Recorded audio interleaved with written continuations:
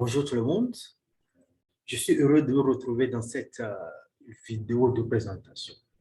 Alors aujourd'hui, nous allons vous présenter notre nouveau tableau de bord de la trésorerie. Évidemment, c'est un tableau de bord multi-caisse qui va faciliter la tâche au gestionnaire de la trésorerie. L'outil permet évidemment, dans un premier temps, d'analyser évidemment l'ensemble des encaissements, analyser l'ensemble des décaissements, suivre des dépenses de plusieurs caisses et avoir un tableau de bord vraiment interactif pour pouvoir vous aider à voir concrètement qu'est-ce qui se passe au niveau de votre trésorerie. Alors, comme d'habitude, nous allons aller au niveau de notre fichier Excel où nous allons vous montrer les éléments, les données qui se trouvent dans notre tableau de bord. Alors ici, on a deux onglets. Il y a la partie data, où il y a par exemple, premièrement, la date, l'initiateur, le type, ici c'est un décaissement, si c'est un encaissement, le numéro de caisse, les pièces, les opérations, ainsi de suite. Et il y a la partie entrée et il y a la partie sortie. Donc ici, chaque jour, il faut renseigner tout ce qui se passe, les opérations au niveau de l'entreprise, du début jusqu'à la fin. Maintenant, à la fin de la journée ou bien à n'importe quel moment de la journée, vous pouvez connaître la situation de votre trésorerie. C'est ça qui nous ramène au niveau de notre tableau de bord. Ici, vous voyez, évidemment, comme j'ai dit au début, il y a l'analyse des encaissements. Donc, on a fait de telle manière que ça nous donne par opération, il y a les tiers et puis l'initiateur. Ici, vous allez voir un peu l'évolution de tout ce qui concerne le décaissement par jour, les encaissements du mois par jour.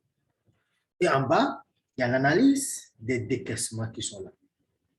Et sans oublier, évidemment, qu'il est important de pouvoir connaître le solde de votre entreprise à un instant T. Total encaissement, total décaissement, le solde. Ici, comme c'est un tableau de bord interactif, vous pouvez sélectionner pour pouvoir connaître tout ce qui se passe. À n'importe quel moment, vous pouvez sélectionner. Vous avez la situation, évidemment, de votre trésorerie. Donc, je peux sélectionner les caisses.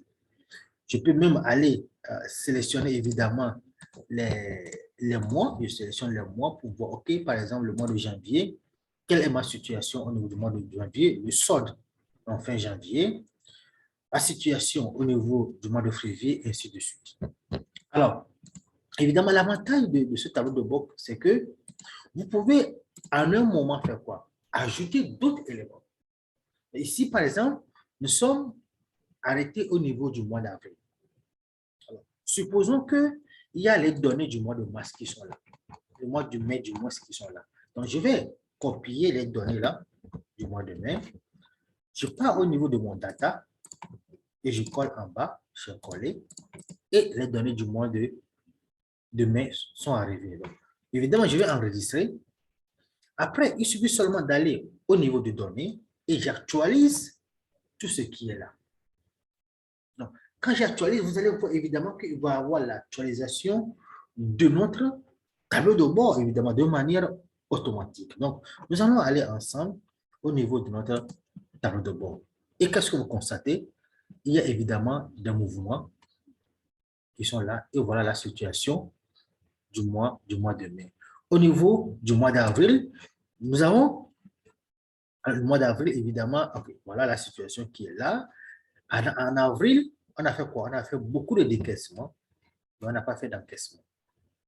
Je prends le mois de février, évidemment, février, il y a non seulement encaissement, il y a aussi décaissement. Donc, à chaque instant, vous pouvez connaître la situation de votre trésorerie. Donc, voilà ce que je voulais vous montrer aujourd'hui dans notre nouveau tableau de bord. Évidemment, c'est simple pour l'acquérir.